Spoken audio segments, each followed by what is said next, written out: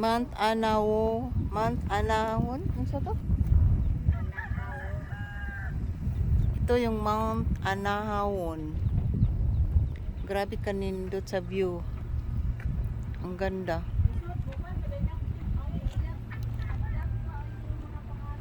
Ang clouds nyo. Ang init eh.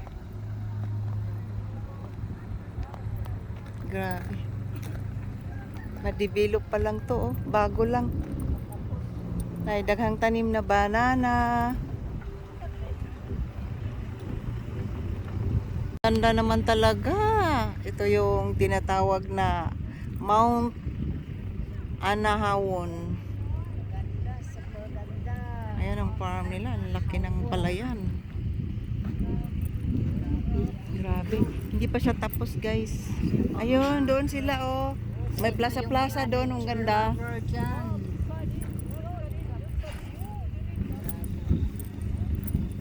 Dato na. Oh, ato ta kadiyot dito oh. Shh. Ato ta kadiyot dito. Yan, sige pagtrabaho. Sige pagtrabaho. Ang daming luya oh.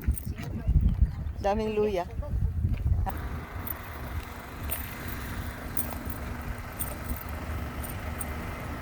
Ah.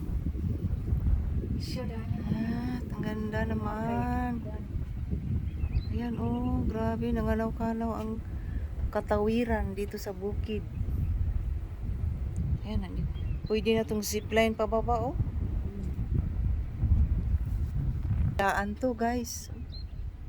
Kabila din ang lawak ng lupa dito sa ano, Mindanao, sa may bukid nun. Ang ganda ng ano nila, ang ganda ng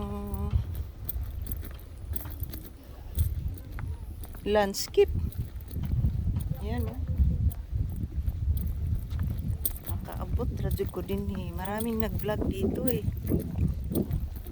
Ganda daw dito sa umaga at sa gabi.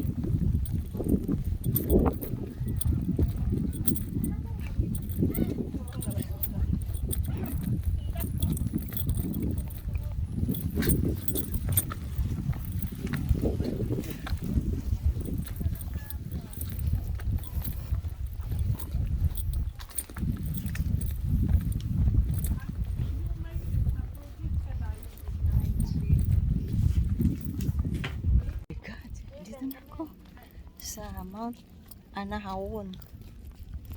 Ayan, ang ganda talaga dito. Grabe. Super ganda. Look at the background of this mount. Kuha lahat. Limaho na tang adlaw. Ayan oh. Malapit na kami sa langit. Sobrang ganda. I-develop pa lang oh. Sana ka, paano na kung matapos na to. Ang entrance dito guys ngayon 50, 30 sa bata, tapos discounted sa mga senior.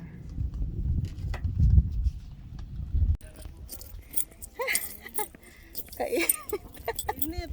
Oh.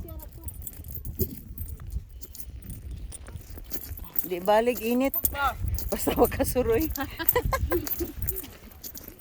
Panagsara. Ah, maunay siya. Toros tata oh. Diretso lang.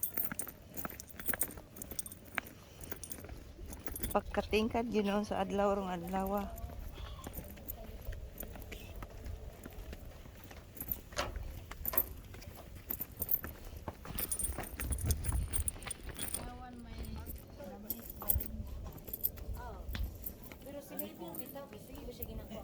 God, ang ganda talaga dito, promise. Yun pa itong sinasabi nilang ano, cloud, ano to? Sa God creators.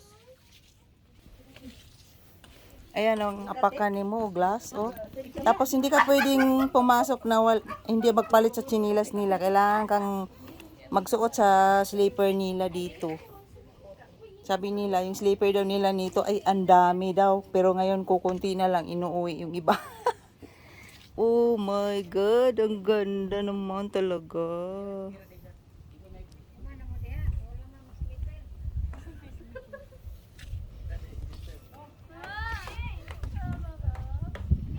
Ganda oh.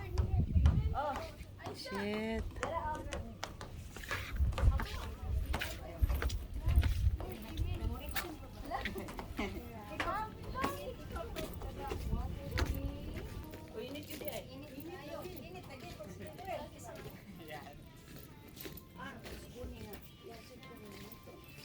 Okay, sa'yo masunod sa kuang sinilas. Panta. Ganito. Yan mo. Diba, magpalit ng sinilas. Bawal isuot, bawal ipatong sa floor nila yung sapatos mo at sinilas.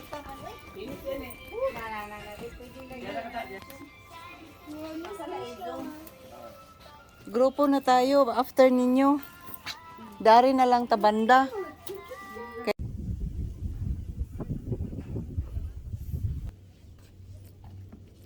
Ay, di kaya, sobrang init.